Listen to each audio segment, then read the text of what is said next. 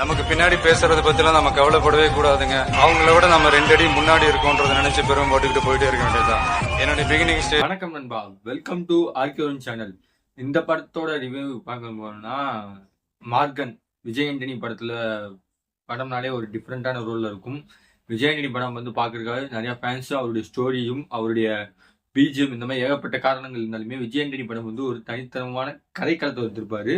அந்த மாதிரி Leo John பால் அவருடைய இயக்கத்துல வெளிவந்திருக்க படம் மார்கன். அந்த படத்தோட தெரியும் தான் இந்த வீடியோ ரிவ்யூல பார்க்க போறோம். அதுக்கு முன்னாடி நம்ம சேனலுக்கு இப்பதான் முதல் வரீங்கன்னா மறக்காம கீழே சப்ஸ்கிரைப் பண்ணி வாங்க வீடியோக்குள்ள போகலாம்.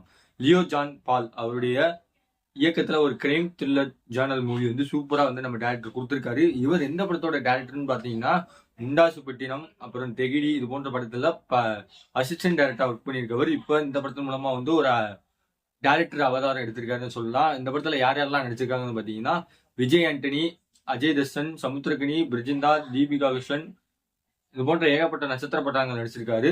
சென்னையில வந்து மர்மமான முறையில ஒரு பொண்ணு கொலை பண்றாங்க. கொலை பண்ணி அது குப்பத்தொட்டில் இருக்காங்க. அந்த குப்பத்தொட்டில் இருக்கும் பொழுது ஒரு இன்வெஸ்டிகேஷன் ஆஃபீஸரா நம்ம விஜய் ஆண்டனி வராரு. இந்த படம் வந்து பார்க்கும்போது கொலை படத்தோட ஒரு ஜேர்னல்லே இருக்கும். அந்த மாதிரி தான் எடுத்திருப்பாங்க. இது மாதிரி விஜய் படத்தோட பழைய படத்துல வந்து ரெஃபரன்ஸ் இந்த மாதிரி தான் இந்த படத்துல இருந்துச்சு. ஆனா வந்து கதைக்களம் கொண்டு போன கதைக்களம் வந்து சூப்பரா மாத்திருக்காங்க. லியோ தான்சனுடைய ஸ்கிரீன் பிளே படைப்பு திறமையை பார்த்து இந்த படத்துல நீங்க வியக்கணும். அந்த கொலையை வந்து இன்வெஸ்டிகேஷன் ஆஃபீஸரா நம்ம சென்னைக்கு நம்ம விஜய் ஆண்டனி வராரு. விஜய் ஆண்டனி வந்ததுக்கு அப்புறம் வந்து அவங்க டிபார்ட்மெண்ட்ல இருக்க அஜய் தர்ஷன் மேலே வந்து ஒரு சந்தேகம் வருது. அந்த சந்தேகத்துல நிரூபிக்கிற கட்ட நேரத்துல வரைக்கும் படம் வந்து கொஞ்சம் விறுவிறுப்பா போயிட்டு இருக்கும். அதுக்கப்புறம் வந்து படத்தோட கதையை வந்து என்டையரா வந்து கொஞ்சம் ட்விஸ்ட் அடிச்சிருப்பாங்க. இன்டர்வலுக்கு அப்புறம் அந்த இன்டர்வலுக்கு அப்புறம் காட்சிகள் வந்து பதப்பதிக்கிற காட்சிகள், அந்த கிரைம் த்ரில்லர் மூவிக்கு வந்து எந்தெந்த காட்சிகள்லாம் இருக்கும்போதோ சூப்பரா கொடுத்துருக்காங்க. விஜய் ஆண்டனி பேக்ரவுண்ட் மியூசிக் சொல்லவா வேணும், அவர் தான் படத்துக்கு போட்டு ஹாப்பி. அந்த பேக்ரவுண்ட் மியூசிக் வந்து படத்துல கூஸ் பம்ஸாவே இருக்கு. இந்த படத்துல செட் பண்ணி பார்த்தாலே தெரியும்.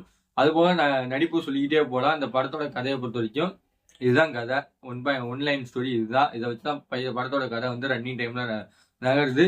இந்த படத்துக்கு சொல்ல போனா பெரிய எதிர்பார்ப்புலாம் இல்லை. விஜய் ஆண்டனி படம் வந்து வருது. தமிழ் சினிமாவில் இந்த வாரம் வந்து பெரிய பட்ஜெட் படம் எதுவும் இல்லை, பெரிய ஹீரோ படம் வந்து வரல. அதனால இந்த படத்தை வந்து நிறைய பேர் எக்ஸ்பெக்ட் பண்ணி பார்த்துக்கிட்டு இருக்காங்கன்னு சொல்லலாம். அந்த வயசுல இந்த படம் வந்து கொஞ்சம் ஒர்க் அவுட் ஆகுத படம் தான் சொல்லலாம். இந்த படத்தோட திரைக்கதை அதுதான்.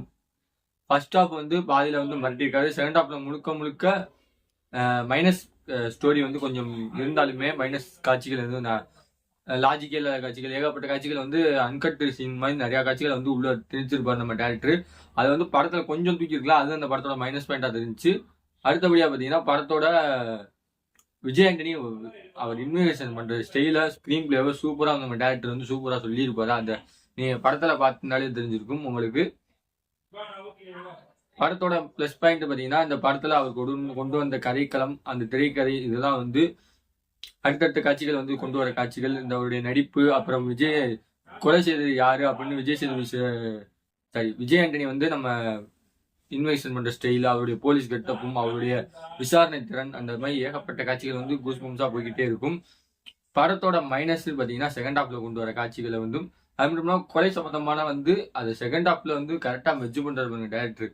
அங்கதான் வந்து படத்தோட டேரக்டரோட கைவண்ணம் இருக்கு. விஜய் ஆண்டனி படத்துல சொல்ல போனோம்னா பிச்சைக்காரன், கொலை, அப்புறம் கோடியில் உன்னை போல் ஒருவன், கோடியில் ஒருவன், இந்த மாதிரி ஏகப்பட்ட கடங்களை வந்து படம் வந்து பார்த்துக்கிட்டே இருக்கலாம். ஏன்னா அந்த அளவுக்கு படம் வந்து பிசினஸ் ரீதியா வந்து பெருசா போராடும். ஸ்டோரி வைஸ் வந்து மக்கள் இடத்துல வந்து ரீச் ஆகும். பிச்சைக்காரன் படம் சொல்லவே வேணாம், நான் சொல்லவே வேணாம். இந்த மாதிரி ஏகப்பட்ட படங்கள் பண்ணிட்டே போனா. விஜய் ஆண்டனி வந்து ஒரு மியூசிக் டைரக்டர் கட்டிலும் ப்ரொடியூசர் ரோல்ல வராரு, ஹீரோ ரோல்ல வராரு. நீ அடுத்து வந்து டைரக்டர் ரோல் மட்டும் தான் எடுக்கல. மேபி டைரக்டர் ஒரு சில படத்துல வந்து ஸ்கிரீன் பிளே, பேக்ரவுண்ட் ஸ்கோர், அந்த மாதிரி திரைக்கதெல்லாம் வந்து எழுதிருக்கதா சொல்றாங்க. ஆனா இந்த படத்துல ஓவராலா பாத்தீங்கன்னா இந்த படத்துக்கு ஆர்கியோன் சேனல்ல ரெடி பண்ணுதுன்னா ஒரு கிரைம் த்ரில்லர் மூவி, ஒரு டிஃப்ரெண்ட் ரோல்ல வந்து ஒரு அறிமுக இயக்குனரை வச்சு ஒரு படம் பண்ணியிருக்காரு விஜய் ஆண்டனி. அது அறிமுக இயக்குனர் மாதிரி தெரியல, படம் வந்து ஏதோ எக்ஸ்பீரியன்ஸான கையை வந்து புகுந்து விளையாண்ட மாதிரி தான் இருக்கு படத்தை பார்க்கும்போது. இந்த படத்துக்கு ஆர்கியோன் சேனல் ரேட்டிங்னு பாத்தீங்கன்னா 5க்கு 3 தருவேன். இந்த படத்தை பார்த்துட்டு ஒரு ரிவ்யூ பார்த்துட்டு உங்களுக்கு என்ன தெரியுது மறக்காம கமெண்ட் பாக்ஸ்ல கமெண்ட் பண்ணுங்க. அடுத்த ஒரு வீடியோல சந்திக்கிற வரை உங்கள் விடைபெறுவது உங்கள் ஆர்கியோன்.